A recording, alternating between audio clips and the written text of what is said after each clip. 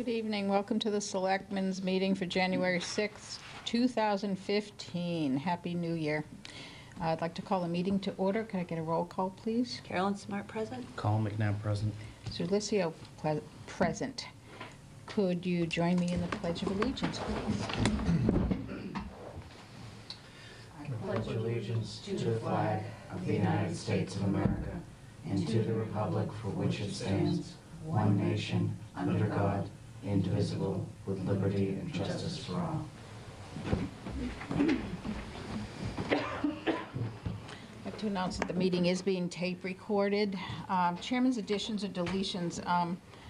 We're going to postpone 3.3. So basically we're taking it off of there for tonight. I'd also like to move the executive sessions up to the beginning, but I wanted to give Kathy a chance to talk first so she didn't have to hang around or come back. So we'll jump down to 2.1. Kathy Spofford, Town Clerk, is here to talk about the 2015 local election. All right, the local town election is going to be held April 27th, 2015. It's the fourth Monday in April. And papers are going to be made available January 12th, 2015, and will be available till March 6th. So you have between January 12th to March 6th. And then they're due back March 9th. So if you wait till the last minute, you only have the weekend to do it. And it's a good idea for anybody who does to get about 40 good signatures. By good signatures, I mean registered voters. So you really don't need that many, but it's always good to have a few extras. How many do you need, Kathy? It's, this year I believe it's 33. So it will be, it's always good to have a few extras. So we have quite a few positions open. There's the Amanda Dwight Entertainment Committee, the Board of Selectmen, Moderator, Board of Assessors, Board of Health, Cemetery and Park Commission, Library Trustees. There's 2 3-year positions for the Library Trustees. North Middlesex Regional School Committee, Planning Board, there's a 1-year position and a 3-year position. Recreation Commission has 2 3-year positions. Townsend Housing Authority has a one 2-year position. Trust Fund Commission has a 1-year, a 2-year, and a 3-year position. So if we don't have anybody on that committee, I don't know what's going to happen. They'll have to be appointed. Trustees of Soldiers Memorial, there's one 3-year position for a veteran, and Board of Water Commissioners. So it's quite a few openings that we have. So if anybody's interested, come on down and take out papers. Are you going to post that list on the... It's on the Okay, website already. If you go under elections, you'll see it there. Excellent. So, yes, sir. I just wanted to ask regarding tomorrow night, because I don't know if I'm going to make it here right. Are we meeting at Hawthorne, or is... I think we have to open the meeting here. One of us does, with you and the moderator. Right. Okay. The board is posted for here for 6, as we always do for a We need meeting. a quorum here? Only if there's any business to conduct. Since we're meeting the night before, unlikely that there'll be anything that we need to talk about tomorrow, but we post just as a matter of course. Okay. So, Yeah, I may be late. Well, I'll plan on being here for 7. that's all we need.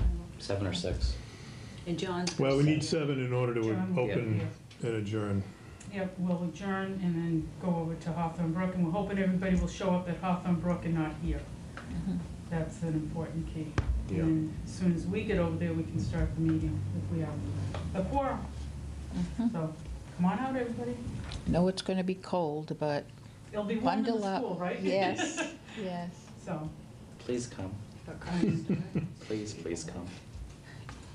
Thursday morning, I think is... yeah. Regarding tomorrow, if I could, Yes. since we're talking about it, people, as Kathy said, go directly to Hawthorne Brook. Parking is around the back of the building. The front doors will not be open.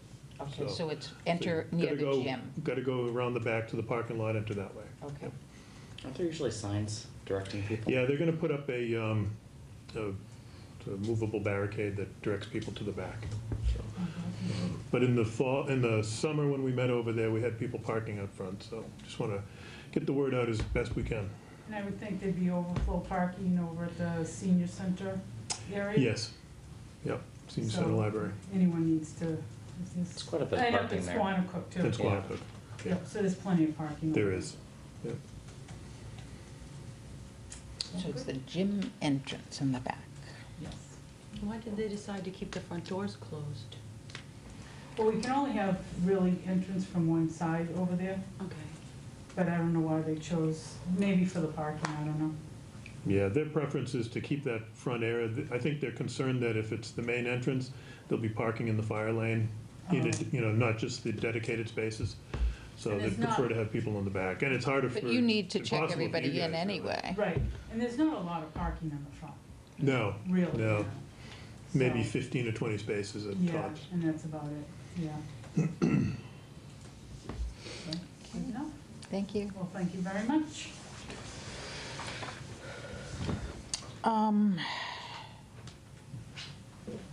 Is everybody here that we need for the executive sessions? No. No, Okay. one of the people is missing, so I don't know if he is expecting to come at 7 or what. I hadn't talked to him this week. Well, then I guess we can move those back down. Unless you want to split them, that, you can always do that. Do them both at the same time? All right, we'll leave them at the end then. Town administrator updates, reports. Just a couple of things. We just talked about the special town meeting tomorrow night over at Hawthorne Brook. Again, people are advised to go directly there. There's no need for the voters to come here first for procedural reasons, which I posted on the, mentioned on the website. We have to open the meeting here, but we'll continue it without any deliberations to 7:30. So 7:30 at Hawthorne Brook at 64 Brookline Road. Park around the back and enter through the back parking lot. The library has started its Sunday hours. The library is, for the last couple of years, has done Sunday hours, so Sunday hours extend now through March 29th. They're open from 1 to 5 p.m. And just as we've talked a lot about employee benefits and things lately, and changes in some of our business practices.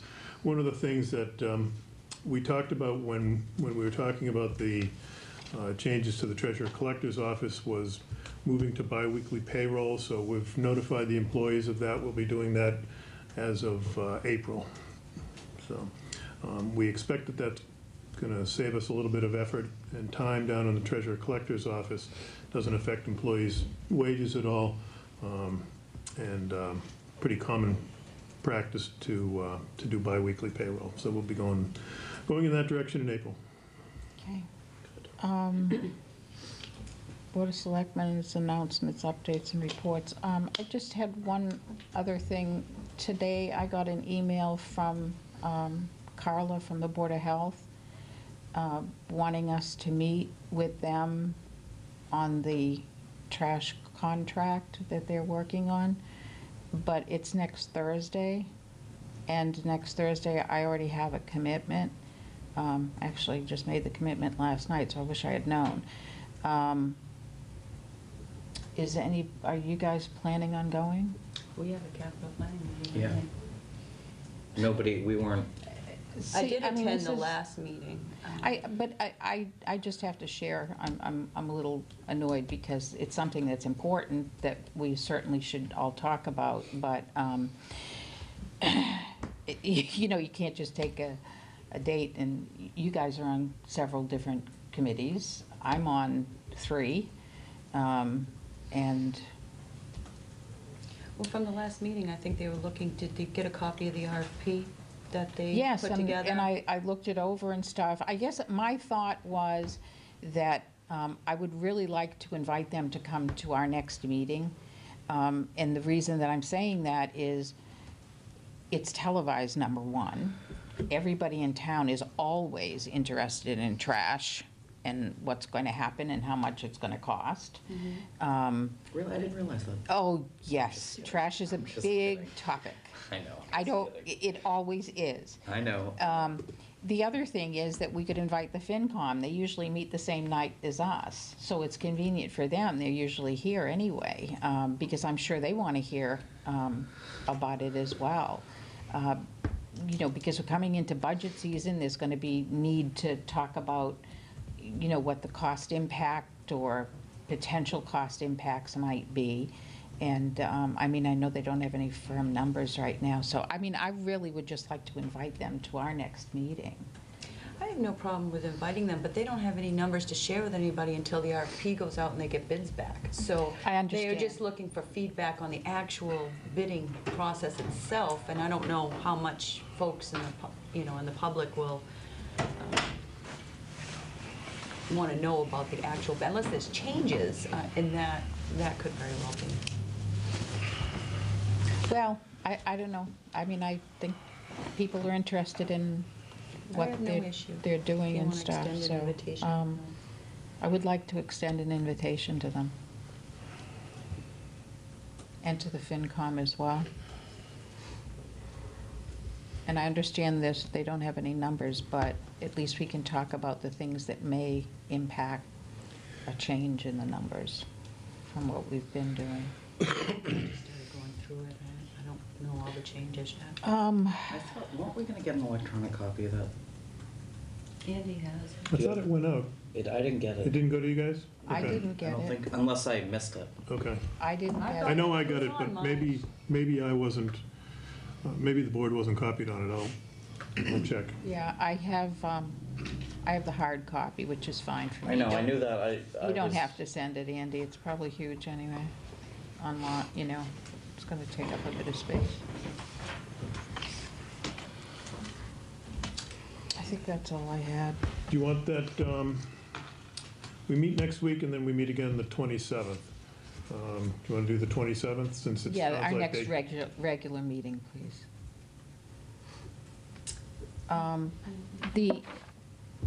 The other thing I wanted to ask about, Andy, was did we set up a time yet for the finance group to meet? I was just looking at my Regarding calendar. revenues Yeah. for next year? No. One of the members has been a little bit under the weather. Oh, okay. So waiting to hear that she's feeling better. So I think I'll be sending something out this week, though. Okay, great. All right, I just didn't want to lose track of that. And capital planning, we had talked about, That's the 29th. that Okay. Group meeting at 7. I don't know if I wrote that down. And I gotta check and make sure the room's available. I didn't do that. I was gonna do that. Because we wanted to have it here, right? The Well, there's gonna be meeting. so Yeah. many of us, 3 committees.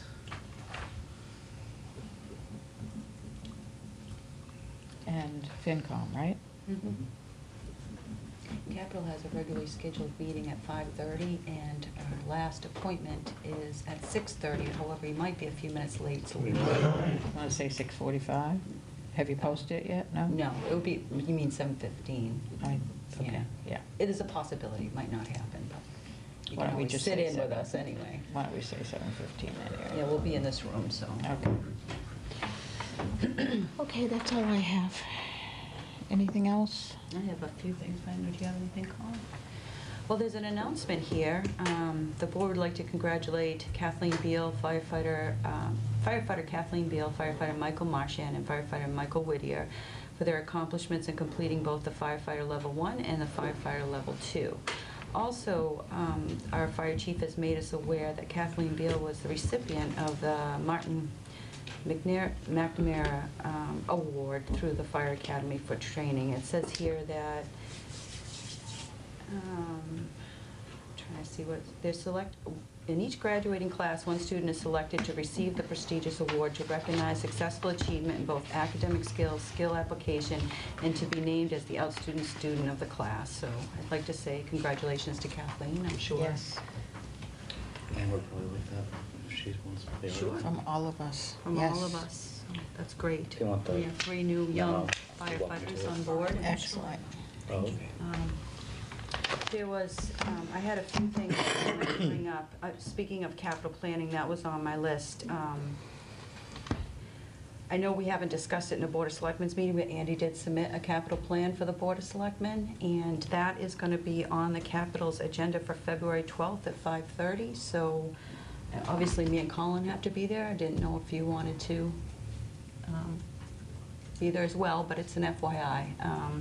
There's a project for this year, and then there's a project for future years, but maybe we could talk about that before capital planning. The other thing I wanted to bring up is, I should have probably done it about a month ago, but I didn't have it, I just forgotten about it.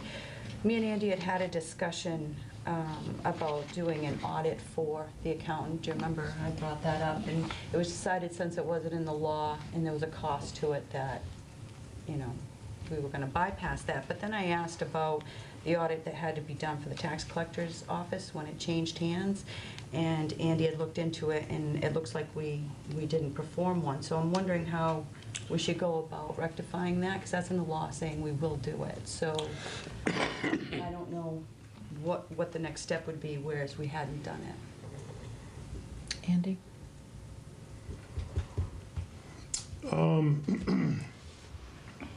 Yeah, I'm not sure what the best way is to approach that. It's unclear in the law who is supposed to, who's responsible for that. It's also unclear who does it. You know, does the collector essentially do their own audit before they leave? Or is it something that you bring in an outside firm to do? I know it's in the law. It's not something that I've seen over my career, and I don't know what the cost would be, and you know, we haven't budgeted for it, so I don't know where the again I don't know if it's $500 or $5,000 to do it, but I don't know where the funds would come from. So. Well, I talked to DOR, it's Chapter 60, Section 97, and it would be the town that would have to hire an auditor, and it is a requirement. So I'm not sure, maybe touch base with council or the Department of Revenue to see how we rectify that. Andy, when is our next audit scheduled? They'll be in shortly to do the fiscal 14 audit. They've already done some of the field work for that. They probably would have been in, and they might have been done by now if we hadn't had the transition in the accounting office. They kind of put the brakes on when Kim Fales had given her notice. She was trying to wrap things up, didn't really have the time to work with them on that. It's a fairly intensive effort on the accountant's part. But they'd be coming back, I would expect, in maybe February or March, if not. So is that something that, okay, I'm looking at it really simplistically, I know, but we have the auditors come in every year to do a complete town audit. Right. Would they not also look at that area? Yeah, they're certainly going to look at the whole, at all the transactional processes, which they've been doing, and we've talked about it a number of times over the last few years. There's some things that they've flagged for improvement, and reconciliations has been a part of that. So we've made progress on some of those, but some of those still remain. So, you know, they're going to flag any issues if there are any concerns about the way funds were handled, whether there was any actual problem or just processes that we can improve. They're gonna raise those with us. So, I think I think that would So I guess the be a question way to is, do it and What's roll the it into intent of the law? Is it written so that we make sure that an audit is done, or is it a specific audit? Because, I mean, we're already doing an audit. So are we covered, is my question. Yeah. So perhaps you could just call DOR and ask them if that satisfies the requirement. I could grab the law book, we could read it if you want. I've got the law right here, but I like think a lot of laws, it's yeah, not we very need an specific about interpretation who from does it, them. who's responsible for it. Okay, so you check into that and let us know, that would be great. This is just a question, Andy, and I just thought of it the other day.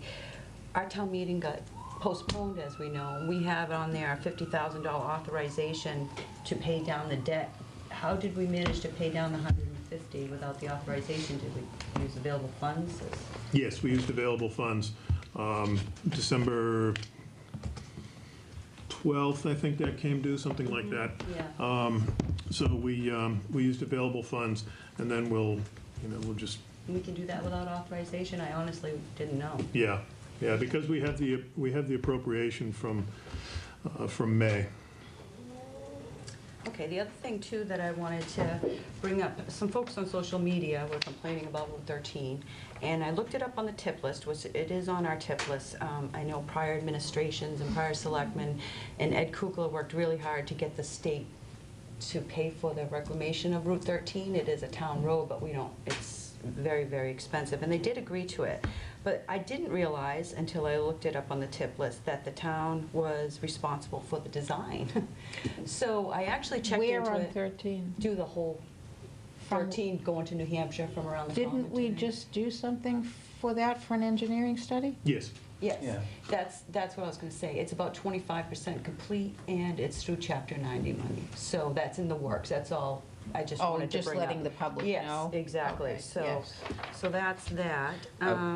Will say though, and the condition of that road is largely due to the commuters coming from New Hampshire. The big trucks are Right, it's not necessarily I understand it is an issue, but, it's, a lot of times it is the commuting traffic coming Yes. through. Just like Wallace Hill Road gets really beaten up in North End Road. No, I agree. Yeah, well, The other thing I just wanted to mention, I know obviously it's not tonight, but we had talked, Sue, and I think it was just a meeting me and you were at, about the plans for the annex building, and we were going to look into some information. I just wanted to keep that on the forefront. The other thing, and it's funny you said we're going to bi-monthly payroll, is I've been looking through the bills, the payroll warrants, and there's a lot of timesheets that aren't submitted, and it's a Fair Labor Standards Act that you have to have the actual start and stop time for hourly reporting, and I brought the Fair Labor Standards Act, and they also have a fact sheet. DOR recommends, and I know Colin has mentioned this before, we don't have universal timesheet. It seems everybody does their own. DOR has recommended timesheets for both exempt and non-exempt employees, but they also have for 2-week pay period. So I was hoping maybe we could ask our town administrator to maybe get some feedback from the other departments, see if any of these will work, or so we can get all of our departments on the same timesheet system. yeah, I mean, Carolyn, you have some really good ideas, and I don't know where you get your energy and time to look into all of this stuff. But the only concern that I have, and it really is a good idea, I'm not being facetious, I really mean it. If I'm concerned about the goals that we talked about kind of late too, and I think I mentioned it before, I think we need to try to focus on what the goals are and what we needed to do, because we agreed that those were the priorities. And it's like, where does this fit in terms of the priorities? Now, I'm not saying it's not a good idea, I'm not saying it's not nice to do or important to do. But if we can only do so many things, and those are the things we chose, I'm concerned that we get off focus sometimes. Well, this is a requirement of the federal law, and as it stands right now, we're not complying with the federal law, Fair Labor Standards Act. So I think this needs to bump the goals in terms of record keeping. That's why I brought up this, and I thought we could, you know, I mean, as far as doing universal timesheets, well, yeah, that's something that we can put on the goal. I'd love to see all the employees on the same timesheets and make it easier for accounting. But if we don't have timesheets submitted with actual stop times and start times and correct recording of hours, we're not in compliance with federal law. So that really needs to be addressed. This, absolutely, we can put as a Yeah, goal. This is an Excel too, so it's just something to, I thought of it, you know. Another thing to add to the list of things that needs to get done. Okay. Andy, do you know of any departments where employees are not submitting a timesheet? Not off the top of my head.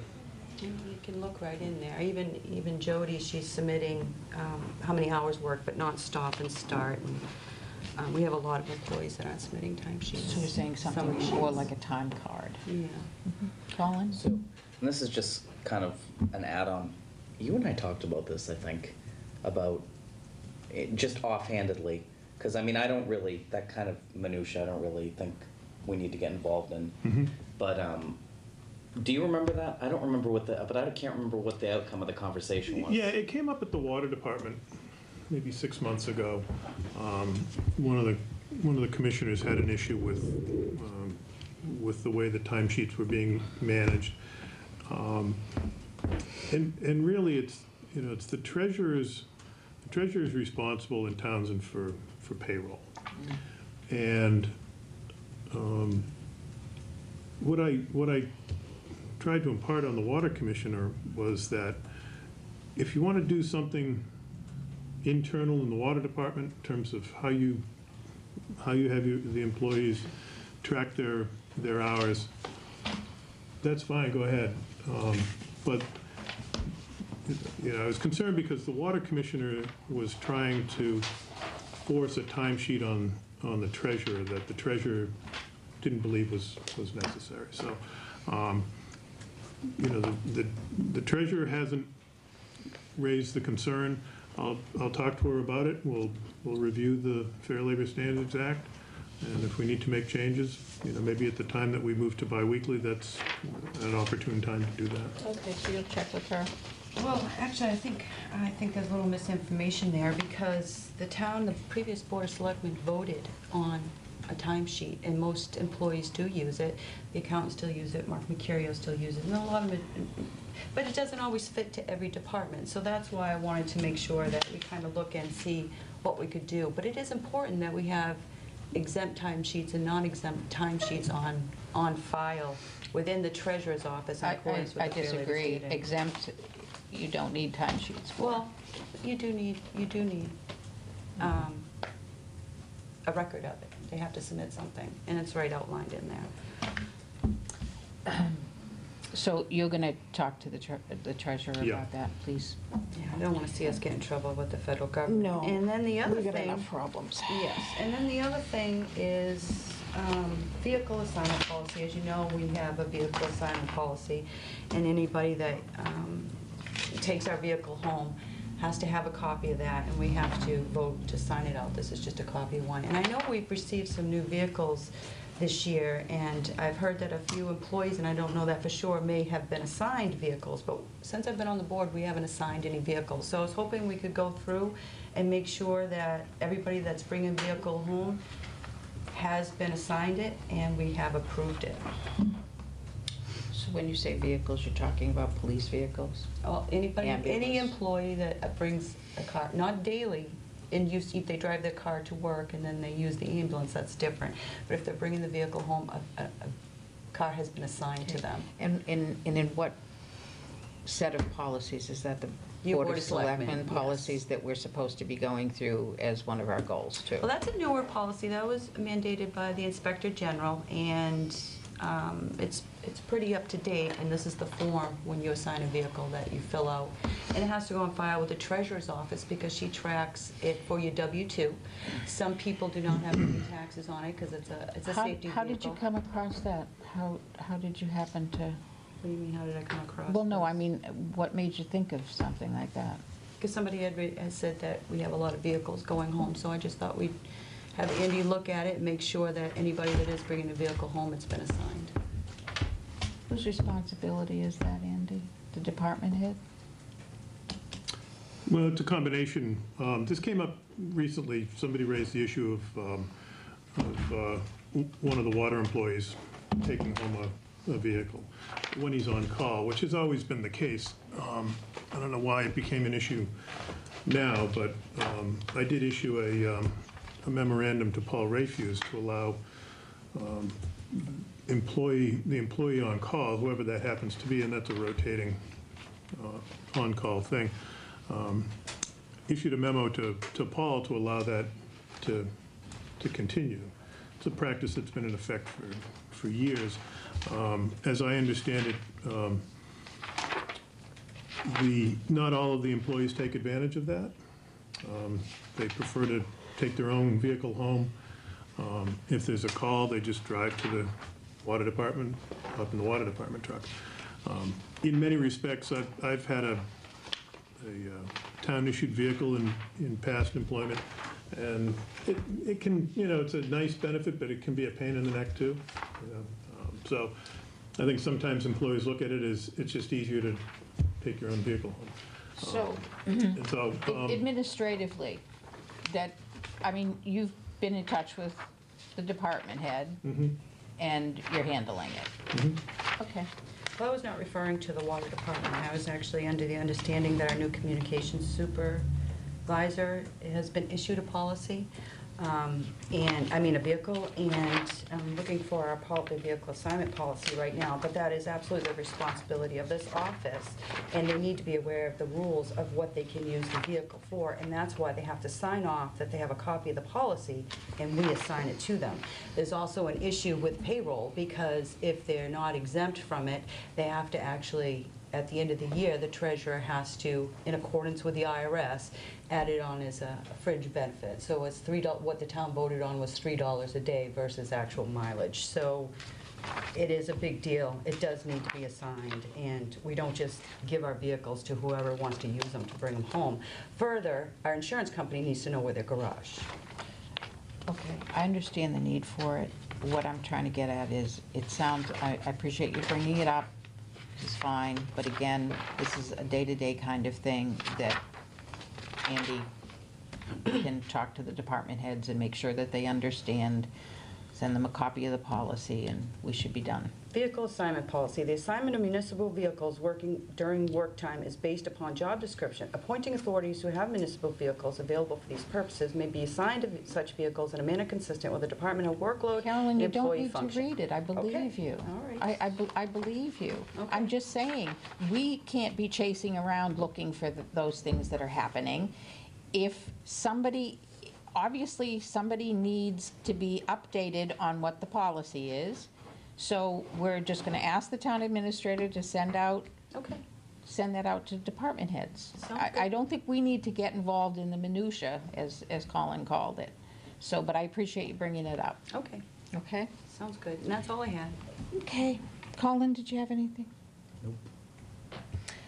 Okay, approval of, 1.7, approval of meeting minutes, December 2nd, December 9th. Could I ask that we table it till next week? I didn't get a chance to get back to Andy with a few things and I apologize. I meant to do that this weekend when I read them, and I didn't.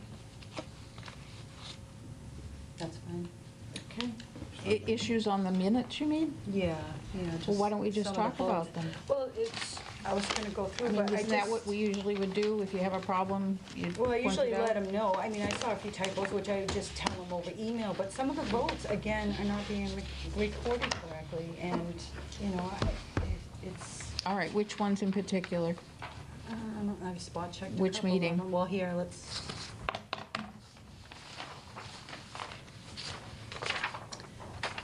December 2nd, the vote And 3.2 is not correct. The vote on 3.3 is not correct. The vote on 3.8 is not correct. And I mean, I didn't check every single one, so that's why I just said if I could have the opportunity to let them know. Did you watch the tape to get the wording? If you have it, we can just make the changes. Yeah, I don't have it with me though. Or it's up to you guys. Do you want to just, if you can just send that to Andy? That's fine.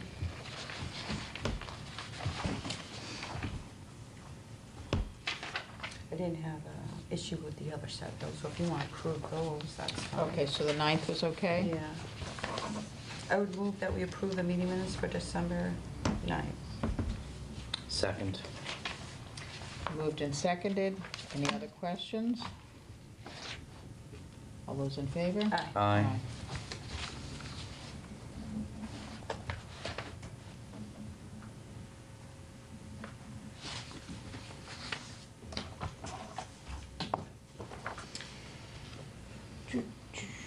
3.1, Kinder Morgan Northeast Direct Pipeline Project Update.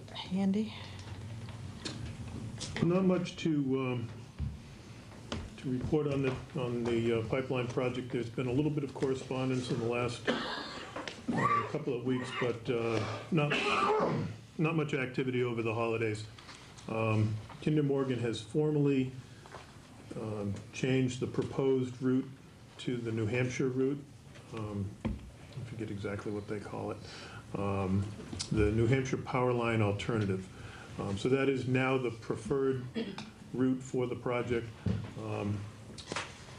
We talked before about the lateral that runs north to south through Townsend. That is still on the plan, still expected to be part of the project. No word yet on whether newly affected property owners affected as a result of the change in the route have been notified. I don't believe that they have. We haven't received any phone calls. We haven't received any notice if they're going across town land that they weren't previously going across. And they say in their correspondence that they're planning to hold open houses between January and March of 2015, but they haven't identified where those open houses will be or when they'll be. They haven't reached out to us to ask if we have any places available. My guess is that they will use places like the schools that they were planning to use before, perhaps colleges, depending on what's available in the communities that they're going through. I don't have any reason to believe that they're going to be holding an open house in Townsend. I would frankly be a little surprised if they are, because the main line is not coming through town, and that is the primary focus of, I think, of these open houses, as I understand them. But we don't have any information yet on those. And they do say that they will be planning to meet or starting to meet with landowners in January on a one-on-one basis. So again, I would assume that would be preceded by some sort of written correspondence, which we have not seen yet. So I know landowners in New Ipswich have been notified. Oh, have they? Yeah. Okay. I would expect, I think I mentioned at a previous meeting, the original project, I think, had 65 affected landowners in Townsend. The new project, which is just the lateral, also has 65, or whatever the number was. I think it was 65. It's the same number, but some different landowners. So the group roughly from Main Street north would be newly affected property owners. And isn't the diameter a lot smaller? It's It only is. The 12 lateral's a inch. 12-inch. The main line was going to be 30 or probably 36 inches. And it's not high pressure. Like It would be pressurized, but I think at a lower pressure than the main line. Because I know, I don't know if it's on our website, but they're kicking around social media. There was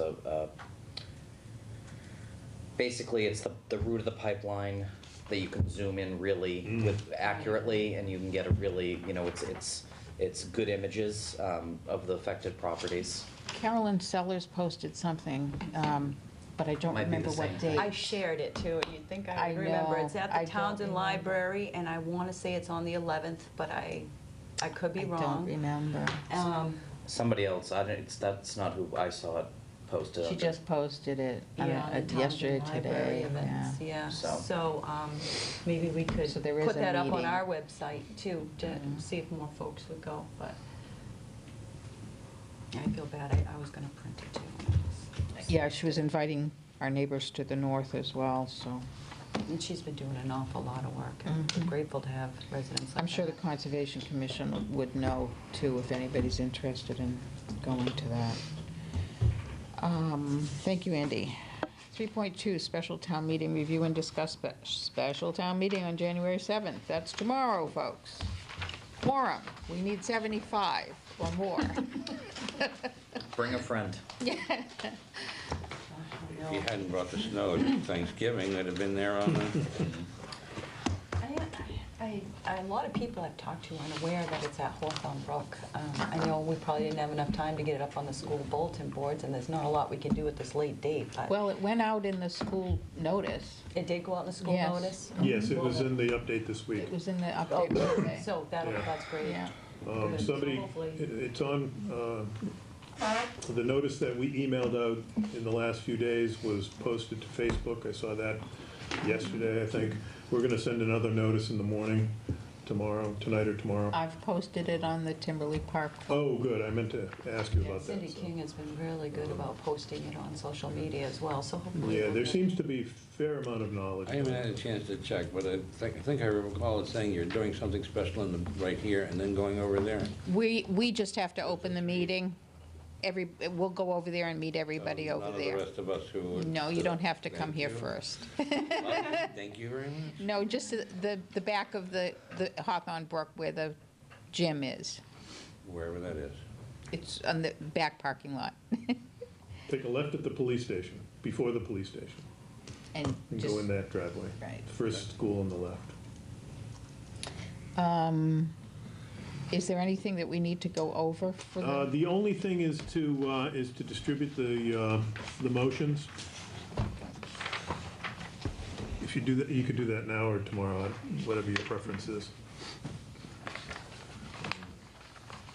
We can do that tomorrow. Okay. Carol and I will. That way it'll be fresh. That would be awful. Second that. The lengthy ones I'll get.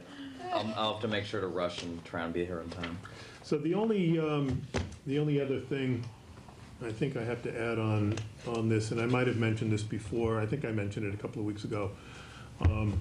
The articles haven't changed with a couple of exceptions. Because we are past the tax rate setting deadline, or because our tax rate is set, we can no longer raise and appropriate from the tax levy. So Articles 4 and 8, which were to change budgets and increase budgets and pay for the difference out of the tax rate, will now be paid for out of a transfer. The rest of them remain as free cash. I updated the spreadsheet and added the Finance Committee recommendations, and that's in the packets that will be available tomorrow. The packet is also online. I put the packet up last week. But we'll have hard copies for people.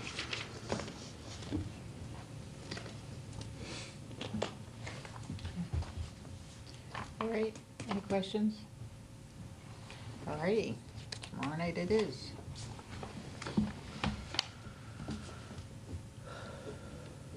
Three point four, discuss adoption of general law, chapter 32B, section 9A, relative to health insurance benefits for retirees.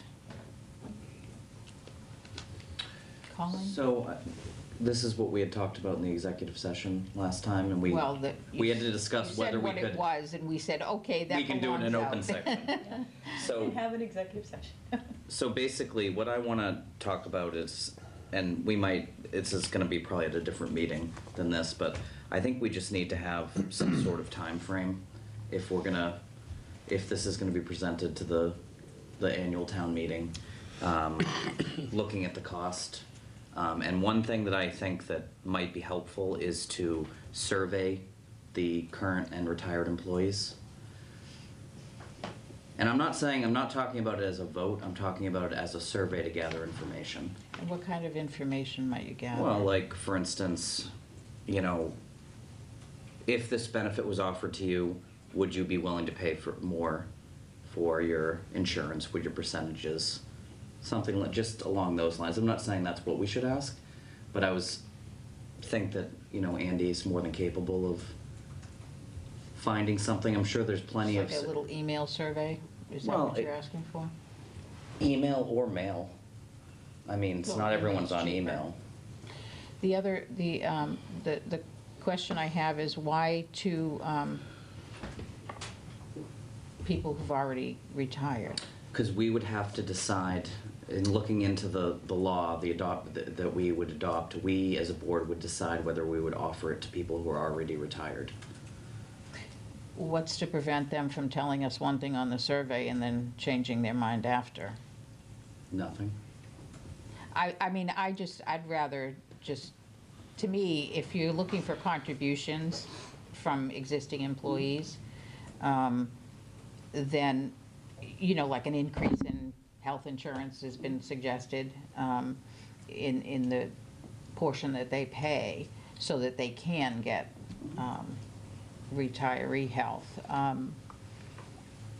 then it's those people that are going to be contributing, those people would want to make that, they'd be more important to hear from. Yeah, I mean, but I don't think there's any harm in asking those already retired. I mean, it's just a survey. It's just to gather information. Carolyn? I agree with Sue, because the past employees wouldn't be contributing towards the benefit. If you want to gather some type of information from them, I'm not sure where they would have a part in this process, but I absolutely support sending out a survey asking the folks existing if they would be willing to pay for the cost and institute. But that's not just, I just used that as an example. I would think Andy would be more than capable of coming up with a appropriate survey. I'm sure you could find one, a template already made Well, for we've towns done that it have many been... times, you know, it's not. But we the can one send it thing I out do, through the one issue I do have to say though is that for those people, and you know, the idea that I have is not whole life. That's not what I'm talking about. I'm talking about something that is a bridge to Medicare eligibility. So something, if somebody wants to retire at 62 or 63 or something like that, there's a mechanism to help them out. But the one thing I do have to say is for some of the employees who are retired, who dedicated their lives and their careers to Townsend, I don't know why we would not at least ask them. Well, I don't mind asking them, Colin. I would feel very badly if I asked them and got their hopes up, only to find out that financially it was not feasible to invite them in. Well, Okay, so I understand your point. It's more, I don't want to get their hopes up for something that Well, we don't have the numbers right, on. but I And mean, it might if- not be supported financially. But we could go into this and realize maybe nobody is interested in taking. How about and this, taking can we it, so- start with the current employees? The question that I have is, and I'm not familiar, I know that you can offer health insurance benefits to retirees, okay, and I'm assuming this is the law about that, but I've never seen it. Is that full-time or part-time employees? Is there a difference? Would be anybody who's benefited, so anybody 20 hours or more in Massachusetts. Okay, so anybody that has health insurance or even doesn't, right?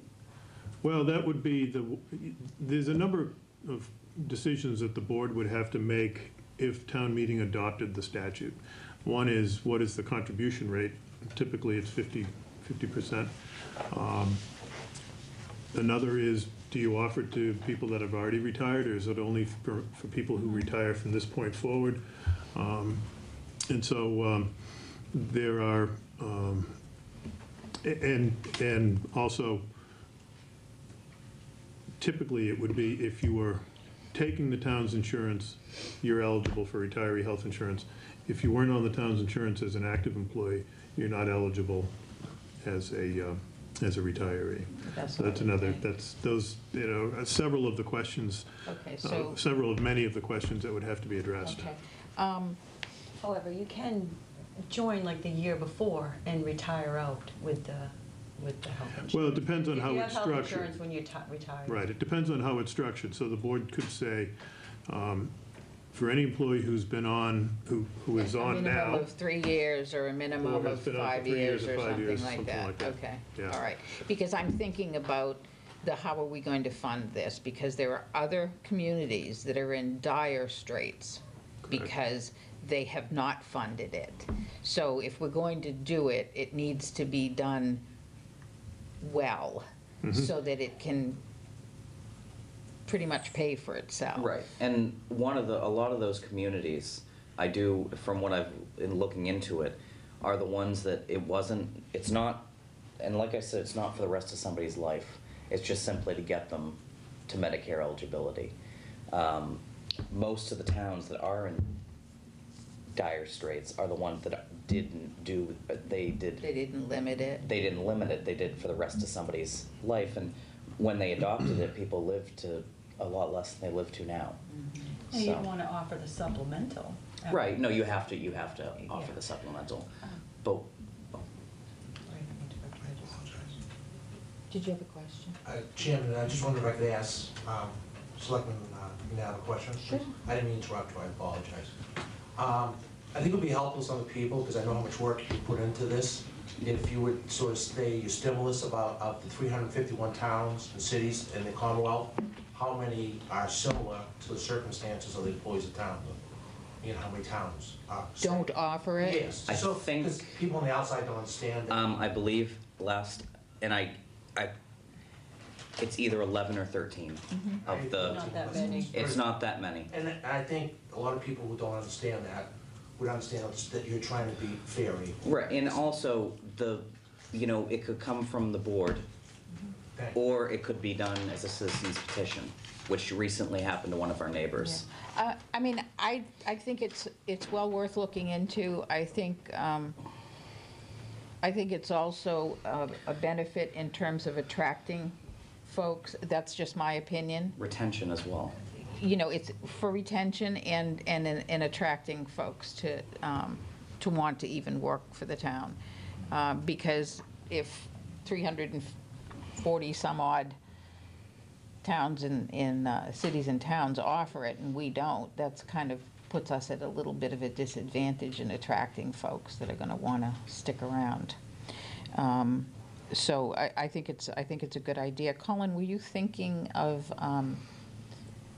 There's going to be quite a bit of work that needs to be done for this. Did you want?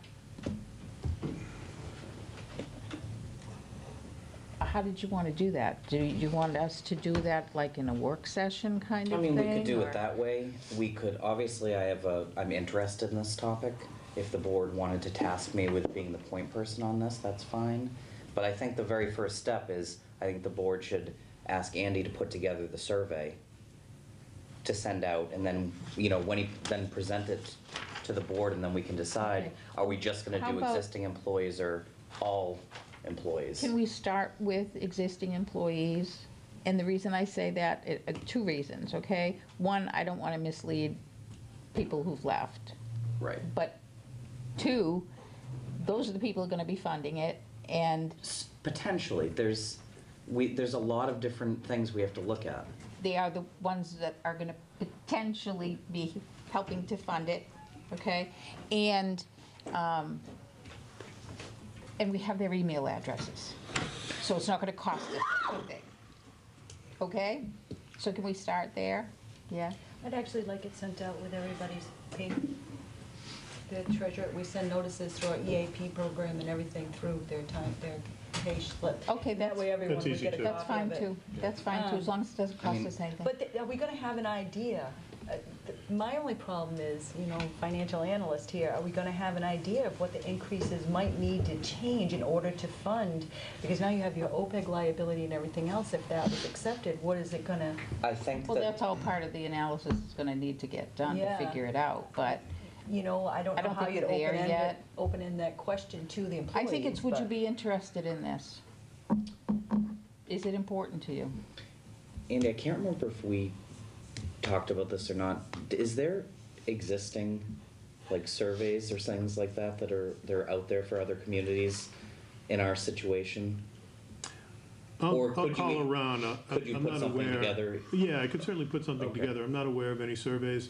And I'm trying to remember if we asked that in a survey form in the last couple of years. I know it came up in some negotiations that we had regarding Yeah. health insurance. Yeah. And there was no consensus in terms of picking up a greater percentage of the premium on the part of the active employees. The other thing to keep in mind is this is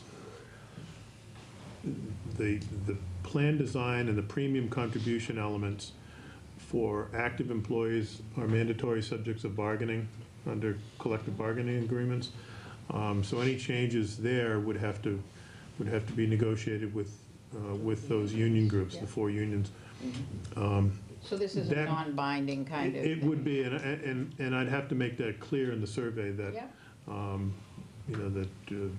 nothing you say will be held against you. Exploratory survey, Yeah. see if there's enough interest and get some more numbers. Right, Okay? right.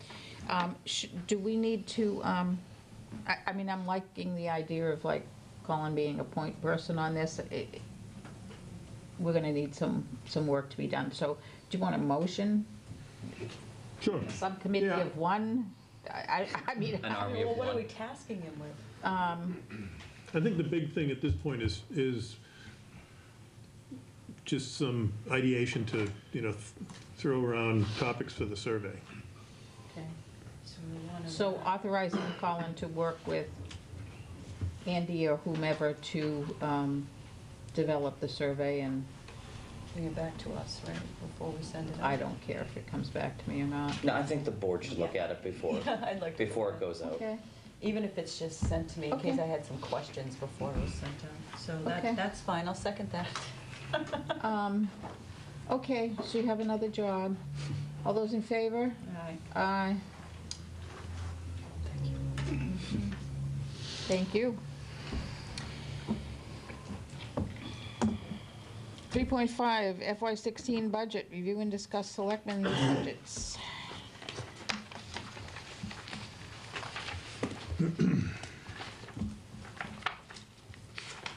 Andy? So in your packets this weekend, there was a cover memorandum and our budget spreadsheets for the departments that fall under the Board of Selectmen. I won't go through it verbatim, but I'll just kind of hit the highlights of the memorandum and I guess see what the talking points are, the curiosities are. In the Board of Selectmen budget, which includes the wages for Jody and I, minimal changes there on the wage end of things. I did increase or propose to increase the purchase of services line. We occasionally, and I can see it sort of going in that direction right now, we occasionally take on projects that require some outside assistance, some consulting assistance, whether it's sending something off to HRS for job description analysis or classification of position, retiree health insurance if we need to bring in somebody to help us with the benefits analysis, those types of things. We don't really have a mechanism. We don't have any flexibility in the selectmen's budget. So I've proposed to increase that line item by about $3,600 in order to give us a little flexibility for things that I have a come question up. on that. Mhm. Would that also cover if we wanted to bring someone in for any kind of overall training? It certainly could do that as well. The one that comes to mind is one of the things that we talked about a while ago was making sure that all of the department heads, and not just our department heads, but even the other boards that need to do evaluations, you know, to have a level setting kind of session with a trainer. Yeah, and this could certainly be used for that as well. I didn't include it in the memo because it's kind of not a budget item. One of the things I'd like to consider as we get closer to town meeting, and maybe doing it as a standalone appropriation article rather than as part of the budget, is an appropriation for training and professional development for employees. Okay. We've talked a lot about it. We talked a lot about Well, it during the goals. It came up during the goals several times. Yeah, and, you know, departments have some departments have some flexibility in that regard. Whether it's under a standalone professional development line item, or it's in their dues and subscriptions, or whatever it happens to be. I just want to make sure. But it's not that- across the board, so this way we could have a, I don't want to get into the details. Yeah. But we've talked about things like that before, and I just want to make sure that you're identifying those in some way. Yeah. So that those could be funded, okay, okay? yeah. So- Especially support for the department heads and board members that need to do evaluations. Right. And I think there's a lot of areas where we could tap into. There's a program through the Mass Municipal Personnel Association. It's called the Supervisory Leadership Development Program, something that, you know, some department heads might benefit from.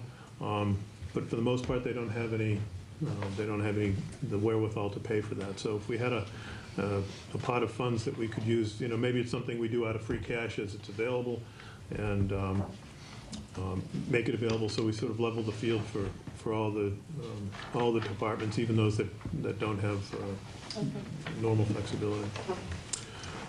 So under, oh, sorry. What about people like on FinCom or capital planning, or, you know, would they be able to, like, say if there's a training or something that they need to do? Like for those volunteer positions that are not? Yeah, that's a good question. Again, it's a little uneven. The Conservation Commission, as a result of the Wetlands Protection Act monies that are explicitly set aside, they have the benefit of that. The Finance Committee has a small $500 appropriation I for think capital training is a and really and small one dues. too. I don't, no, capital we never doesn't. did it? Okay. No.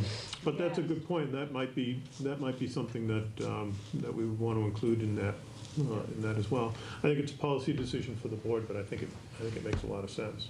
Okay. In regards to training, I'd like to see any training budgets remain under the department, so we know how much, you know, kind of lumping it into one Yeah, account is. but I'm thinking more townwide. Mhm. You know, we have responsibility certainly for the department heads and their employees. And we have some folks that, you know, we might be able to do something internally too. People who are veterans that could help others in how to do goals and evaluations and whatnot. I just want to make sure that everybody's level set across the town, and I don't think we've ever offered that kind of support service to our other elected officials that have that same responsibility. You know, it's an awesome responsibility when you think about it, and if you're not trained, if you've never been a manager and had to do that, you know, you've got a whole bunch of different people doing it a different way, and that's not the best thing to do. Actually, we did used to have trainings like that years ago. Our insurance company offers those types of trainings at absolutely no cost. So, I mean, that's something that you can look at. And I know I'd given you a list. Our EAP program also has several trainings through our wellness, through Maya. So there's definitely resources. We have had, yearly, we used to send those out to all the departments and all the boards and say, is anybody interested? And they would contact the insurance company directly. I know some departments did take advantage of that. So that resource is available, so that's good. In the legal line, the legal department, our town council services, no changes proposed there. MIS, I am proposing a small increase to the equipment replacement line. Obviously, we hope for strong support 24 hours from now on the MIS, but that's a one-time bolus of funds that's being put into MIS. We need to do that on a regular basis, and the money that's on the warrant for tomorrow does not address all of the items that need to be done. So I want to keep the positive momentum on that. I've also increased the professional services line from $46,000 to $50,000. Our contract with Townsend Technologies, Melissa Herman, expires at the end of the fiscal year, so we don't know what that's going to be. And then the last sentence in that section is a policy item for the board to chew on, and I don't expect an answer tonight, or even necessarily that you're going to talk about it in depth tonight, but does it continue to make sense to outsource IT, or is it something that we would be better served by bringing in-house? And I don't come to you with a strong opinion or a recommendation at this point. I think there are benefits to both approaches, but I would certainly benefit from a discussion about this over the coming month or two as we begin to put the budget together and get some feedback from the board, and maybe get some feedback from employees and department heads as well. I have a question on that. Mm-hmm. And it's just something to think about, because I have no idea what the answer is. Have any towns looked at regionalizing resources like that? They have. I think it's the only reason I'm saying that, I don't even need an answer, Mhm. okay? Yeah. But I'm saying that because in-house versus contracted may not be the only two options. We may want to look at other Yeah. things like that as well, Yeah. okay? So that was just my thought off the top of my head as soon as you said it. Okay. And we can explore that a little bit as well. In facilities, this is another one that I'd like to have a more detailed conversation with the board about. Through the good fortune that has blessed this town in the past with facilities like the library senior center complex, we're also going to be blessed with the new fire headquarters, and we're also, the building committee is continuing to work on a satellite station in West Townsend. So with luck, within the next 2 years, we may have 2 new fire stations coming on board and a couple of buildings coming offline. We've talked to the fire chief about this. I've talked to Mark Mercurio about this.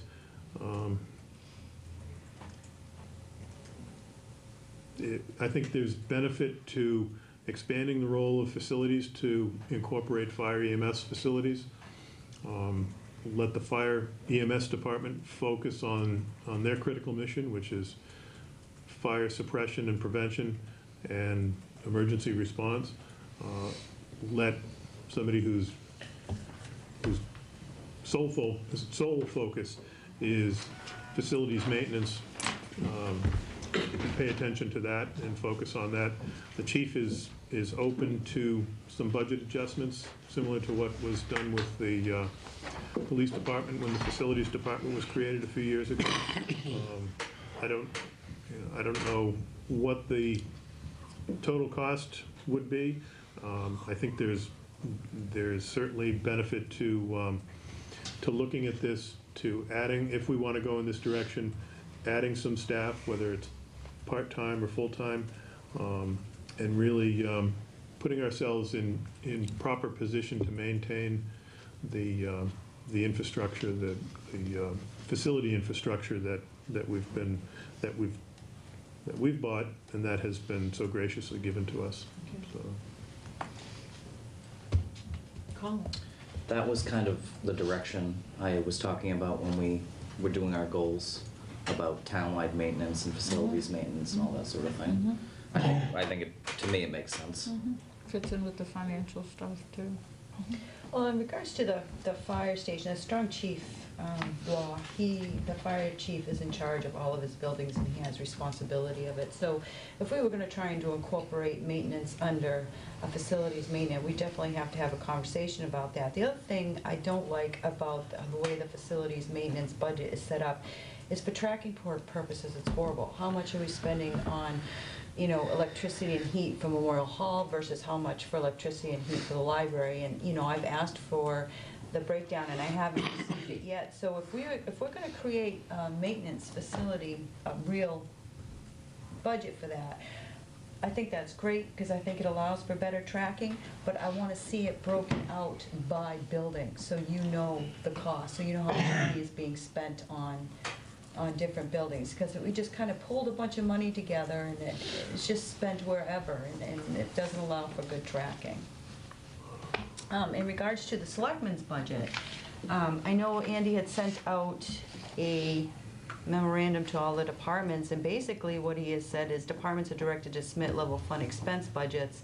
A department head that might have extraordinary needs and feels the department cannot manage with the level funded expenses shall meet with me to explain and justify the increase. Well, I kind of feel the same way about that. We've had quite a bit of increases in the selectmen's expense budget over the years. A few years ago we were at $8,100.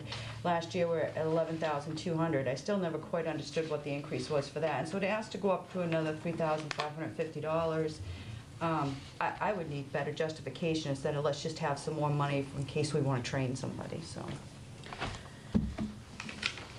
Was it not you that brought up all that stuff about training a few months ago? And we have free resources, and we always have. It's something we were always able to do with a much smaller budget. Okay, Andy, well, it's a good beginning. Thank you. Yeah, just on that, not to beat the dead horse. Can I ask Colin, where did you get that memo? It was in our memo. Oh, maybe it was in Capitals now. It's You didn't it's hand the this memo out? that went out to the departments with their budgets. Oh, I you know didn't- what, I think it was in capital planning's file. Oh, I didn't see it.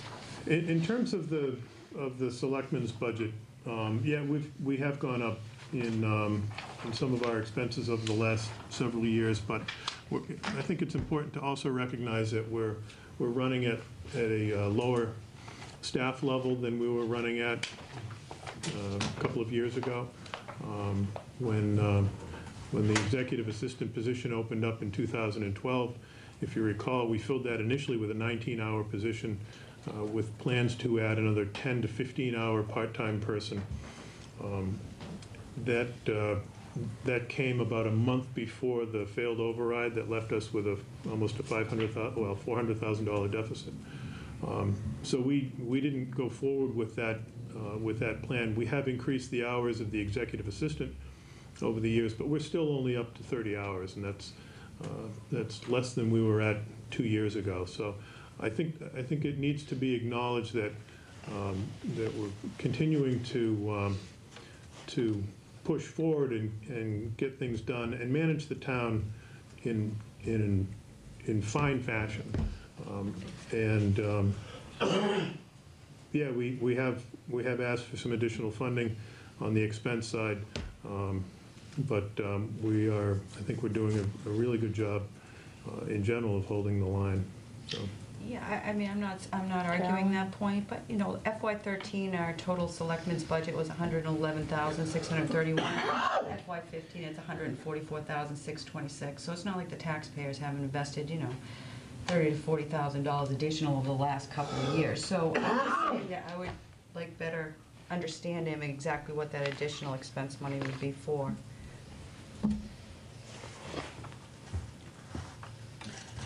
Okay, ready to move on? And then finally is Memorial Hall budget, and nothing has proposed to change there. Thank you.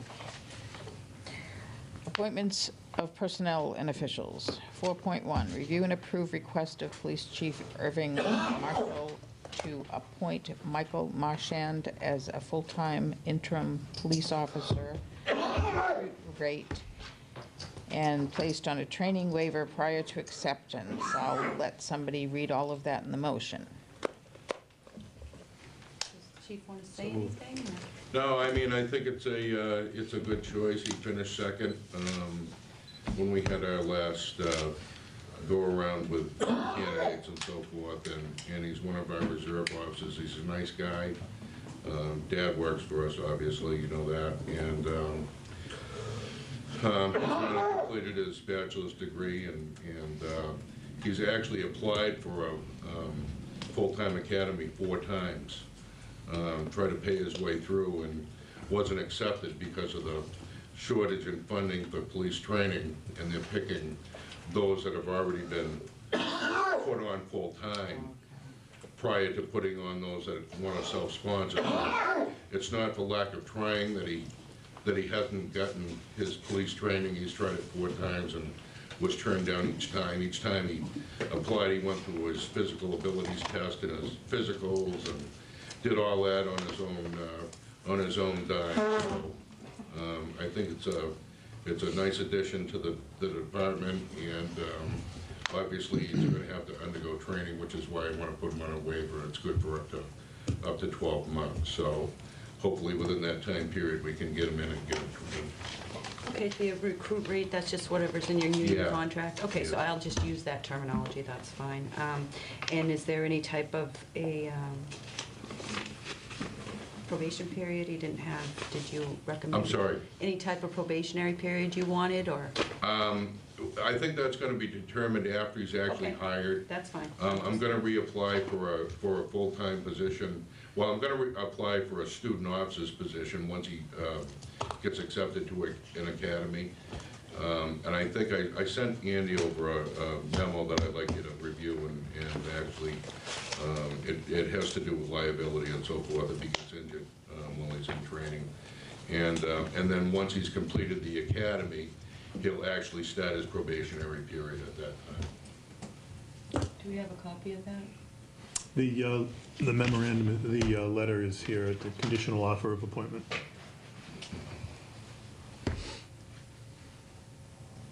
I'll make the motion. I guess I'll read the letter. I would move to approve the request of the Police Chief Irving Marshall to appoint Michael Marchand as a full-time interim police officer at recruitment rate and placed on a training waiver prior to acceptance at the Police Academy for a term effective January 19th, 2015 to June 30th, 2015. Second. Moved and seconded. I should also note that he's not going out there without training. He's been through a reserve academy. He's Yeah. qualified as a reserve. He was appointed as a reserve last year, Yes, right? he was, yeah. So it's not like he's going out the door without training. And he'll go undergo an FTO program, too, a field officer training program. Any other questions? All those in favor? Aye. Aye. It's really cold. Sure. 4.2, review and approve request of Police Chief Irving Marshall to appoint the following Ashby police officers as special police officers for January 6th, 2015 to June 30th, 2015. Alan's doing something important right now. I'll make the motion. I move that we approve the request of Police Chief Irving Marshall to appoint the following Ashby police officers as special police officers for a term from January 6, 2015 to June 30th, 2015.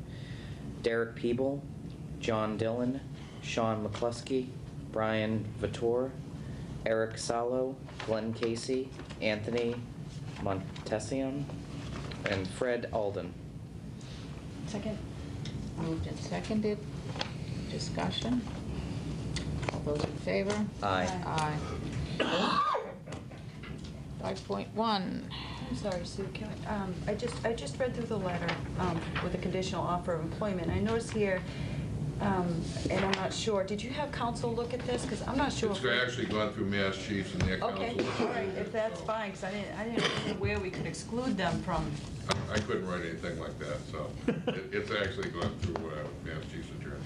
Okay, as long as it's been reviewed by an attorney, because I didn't know we could exclude them from injury, Right. accident policy, or it's... You got to sign. You'll like the way. I have to sign. Yeah, just the chair. Thank you for reading it for me. You're welcome. I didn't realize that until I got the second page.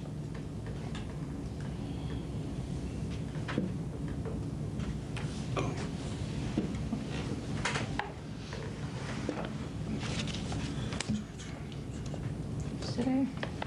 6. Does she Second time I've written the date correctly. Just jinxed myself, didn't I? Yeah. 5.1, review and sign payroll and bills payable warrants. I would move that we review and sign the bills payable and the payroll warrant out of session. Second. Seconded, all those in favor? Aye. Aye. Okay, we have 2 executive sessions. Do you want both motions at once? We can take them separately if you like. Okay. I would move that the board enter into executive session under Chapter 38, Section 21A2 to discuss, to conduct strategy sessions in preparation for negotiations with non-union personnel. Second. Moved and seconded. All those in favor, roll call, please. Carolyn Smart, aye. Colin McNabb, aye. Sue Lizio, aye. I would move that we enter into executive session under Mass General Law, Chapter 38, Section 21A1, to discuss complaints against a public officer, staff member, individual, and to adjourn from executive session. Second. Been moved and seconded. Any discussion? Roll call, please. Carolyn Smart, aye. Colin McNabb, aye. Sue Lizio, aye. Thank you, folks. So we won't be coming back from executive session? No, Okay, thank you. thank you.